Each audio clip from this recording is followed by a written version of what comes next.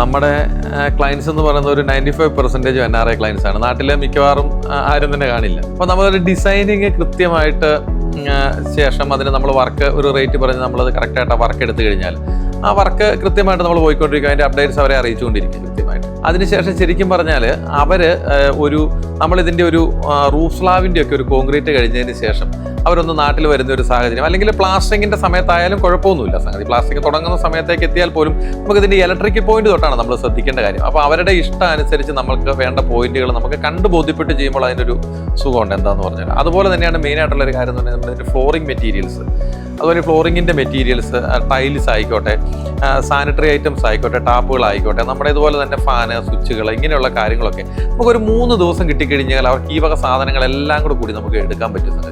അപ്പോൾ അതെല്ലാം കൃത്യമായിട്ട് കണ്ട് ബോധ്യപ്പെട്ട് എടുക്കുമ്പോൾ അതിൻ്റെ അവർ ഉദ്ദേശിക്കുന്ന സാധനം എന്താണോ അത് കൃത്യമായിട്ട് കിട്ടും. നമ്മൾ അതൊക്കെ ഒരു വീഡിയോ അയച്ചു കൊടുക്കുക, ഒരു ഫോട്ടോ അയച്ചു കൊടുക്കുകയൊക്കെ ചെയ്ത് കഴിഞ്ഞാൽ അത് കൃത്യമായിട്ട് നമുക്ക് അതിൻ്റെ കളറും കാര്യങ്ങളും ബോധ്യപ്പെടാൻ പറ്റില്ല. അപ്പം ആ രീതിയിൽ ഇവരെ ഒരു 3 ദിവസത്തേക്ക് നമ്മുടെ കയ്യിൽ കിട്ടിക്കഴിഞ്ഞാൽ ഈ ഒരു സംഭവങ്ങളെല്ലാം സെലക്ട് ചെയ്തതിന് ശേഷം ഇവർ പിന്നീട് ഒരു ഹൗസ് വാമിങ്ങിലേക്ക് എത്തുന്ന ഒരു സമയത്ത് അവരെന്താണ് അവരുടെ മനസ്സിൽ ഉദ്ദേശിച്ചത്, നമ്മൾ ഡിസൈൻ കൊടുത്ത കാര്യങ്ങളും അവരെന്താണോ മനസ്സിൽ ഉദ്ദേശിച്ചത് എന്നുള്ള കാര്യം കൃത്യമായിട്ട് അവർക്ക് ആ ഒരു ഔട്ട്പുട്ട്, ആ വീട് ഫിനിഷ് ചെയ്ത് അവരുടെ മനസ്സിൽ ആഗ്രഹിച്ച പ്രകാരം തന്നെ നമുക്കത് ചെയ്തു കൊടുക്കാൻ സാധിക്കും.